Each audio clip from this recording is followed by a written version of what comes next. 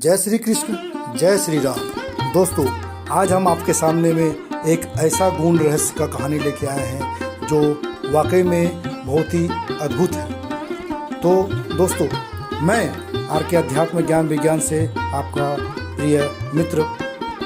इससे पहले कि हम लोग कहानी में डूब जाए, कृपया आप लोगों से अनुरोध है कि अगर आप हमारे इस चैनल पर नए हैं तो सब्सक्राइब करें, लाइक करें, शेयर करें और हाँ, बेल आइकन को दबाना ना भूलें, ताकि इससे जुड़ी बहुत सी रोचक कहानियाँ जो आप लोगों के जीवन में प्रेरणादायक हो सकती है वो मैं ला सकूं और आप तक पहुंच सके। तो चलिए दोस्तों, समय न गवाते हुए हम सब चलते हैं अपनी मुद्दे की ओर। यदि मन तुम्हारा स्वामी है और तुम उसके अधीन हो तो वो तुम्हें माया के बंधन में जकड़ता रहेगा, और जब तुम मन पर काबू पालोगे और उसके स्वामी हो जाओगे तो वही मन तुम्हें मोक्ष के द्वार तक ले जाएगा।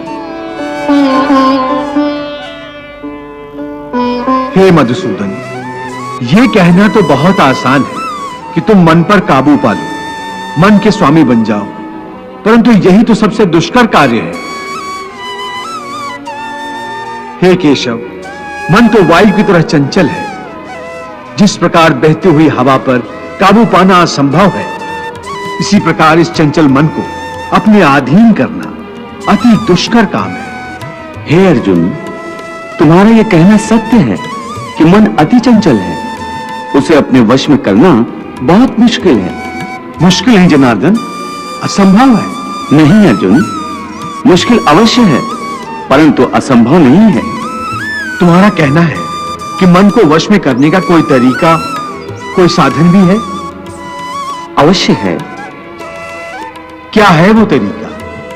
असंशयम महाबाहो मनो दुर्निग्रहं चलम अभ्यासेन तु कौन्ते वैराग्येन च गृह्यते। अर्थात मन को वश में करने के लिए उस पर दो तलवारों से प्रहार करना पड़ता है। एक तलवार अभ्यास की है और दूसरी तलवार है वैराग्य की। अभ्यास और वैराग्य? हाँ, अभ्यास और वैराग्य। देखो अर्जुन, अभ्यास का अर्थ है निरंतर अभ्यास। मन को एक काम पर लगा दो तो वहां से भागेगा, उसे पकड़ कर लाओ, वो फिर भागेगा, उसे फिर पकड़ो। ऐसा बार बार करना पड़ेगा। जैसे घोड़े का नवजात शिशु एक क्षण के लिए भी स्थिर नहीं रहता, क्षण क्षण में इधर उधर फुदकता रहता है।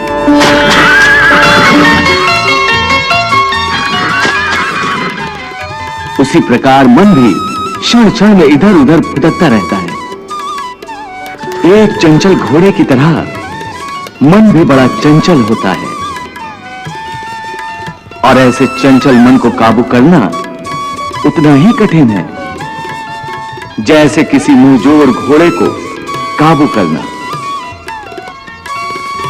ऐसे घोड़े को काबू करने के लिए सवार जितना जोर लगाता है, घोड़ा उतना ही विरोध करता है और बार बार सवार को ही गिरा देता है। परंतु यदि सवार दृढ़ संकल्प हो तो अंत में वो सर्कस घोड़े पर सवार हो जाता है। बस फिर वही घोड़ा सवार के इशारे पर चलता है। उसी प्रकार मन को भी नियंत्रण की रस्सी में बांधकर बार बार अपने रास्ते पर लाया जाता है, तो अंत में वो अपने स्वामी का कहना मानना शुरू कर देता है। इसी को कहते हैं अभ्यास की तलवार चलाना।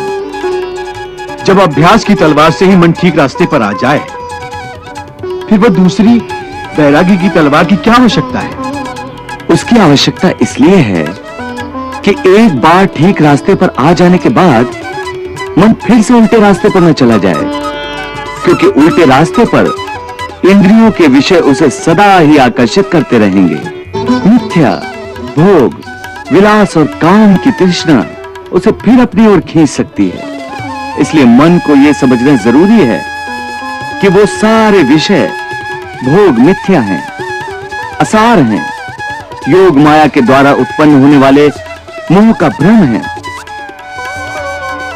मन जब इस सत्य को समझ लेगा तो उसे विषयों से मोह नहीं रहेगा, बल्कि उससे वैराग्य हो जाएगा।